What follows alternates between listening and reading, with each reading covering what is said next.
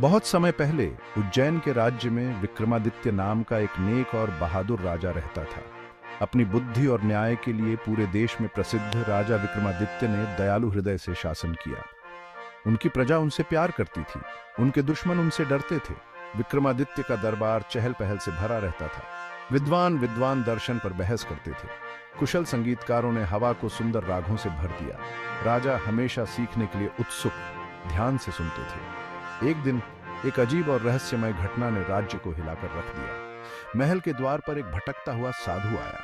वह एक अजीब सी फरमाइश लेकर आया था। राजा, जो अपने साहस के लिए जाने जाते थे, उनकी दिलचस्पी बढ़ गई। वह साधु से मिलने के लिए तैयार हो गया।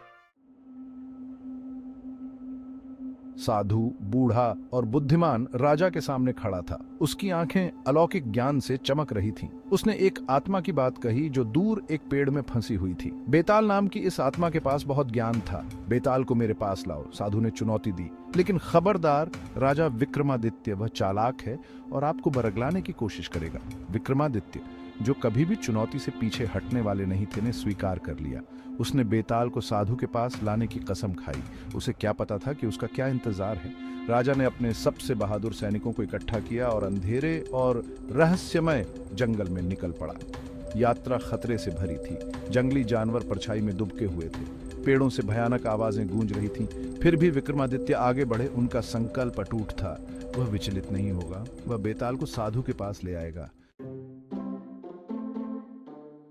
जंगल में गहरे विक्रमादित्य को पेड़ मिला। वहां उल्टा लटका हुआ था बेताल। जैसे ही राजा उसे पकड़ने के लिए आगे बढ़े, बेताल बोलने लगा। हे बहादुर राजा, बेताल फुसफुसाया, मैं आपको एक कहानी सुनाता हूं। बेताल ने 3 भाइयों की कहानी बुनी।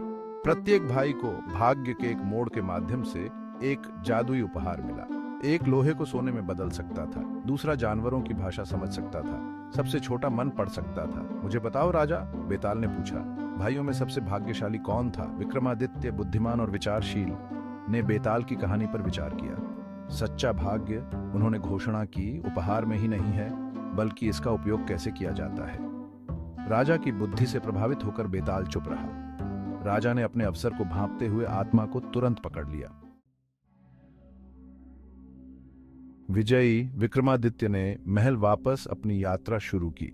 लेकिन बेताल, हमेशा की तरह चालबाज के पास अपनी आस्तीन ऊपर एक और नाटक था। उसने एक और कहानी शुरू की।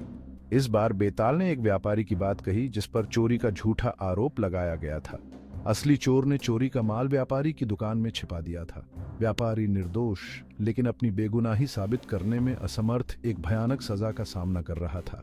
क्या व्यापारी को दंडित किया जाना चाहिए? बेताल ने सवाल किया। भले ही वह निर्दोष हो।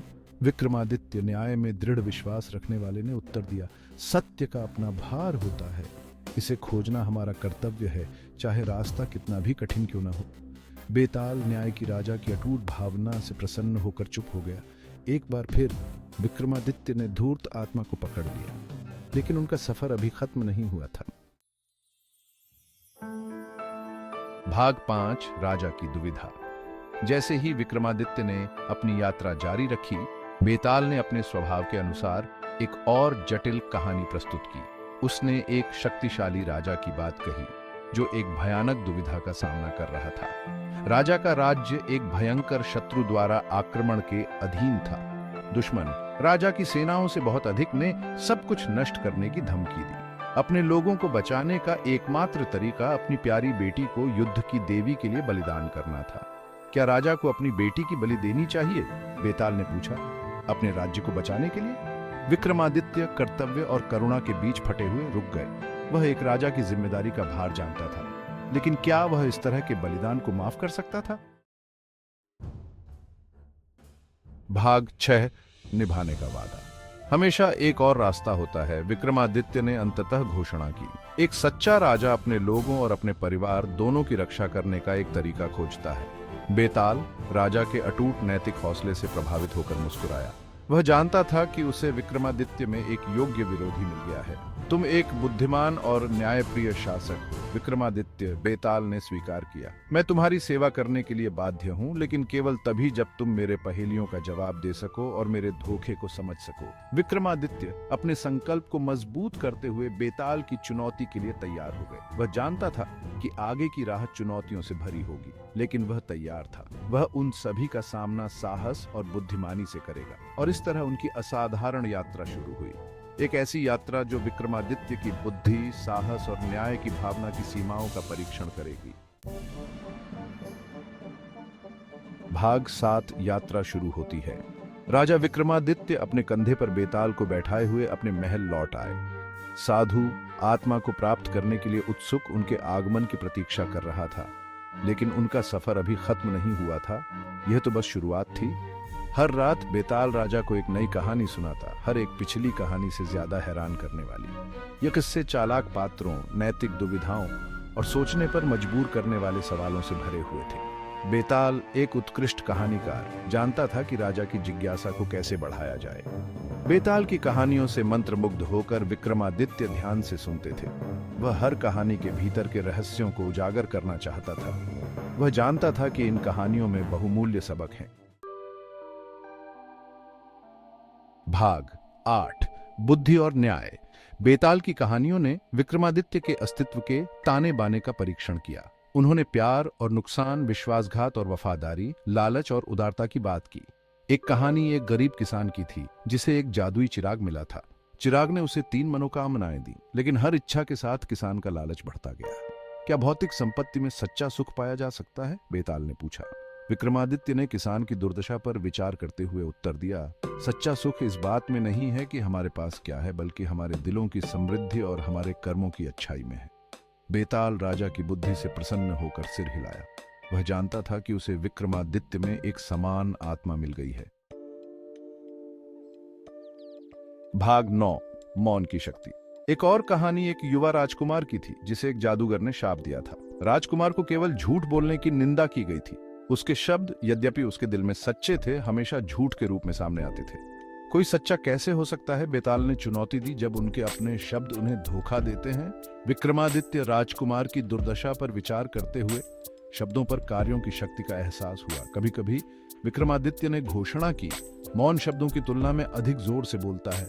हमारे कार्य हमारे शब्दों से अधिक हमारे चरित्र का सच्चा प्रतिबिंब होते हैं। बेताल राजा की अंतर्दृष्टि से प्रभावित होकर मुस्कुराया। विक्रमादित्य की बुद्धि ने उसे कभी भी विस्मित करना बंद नहीं किया।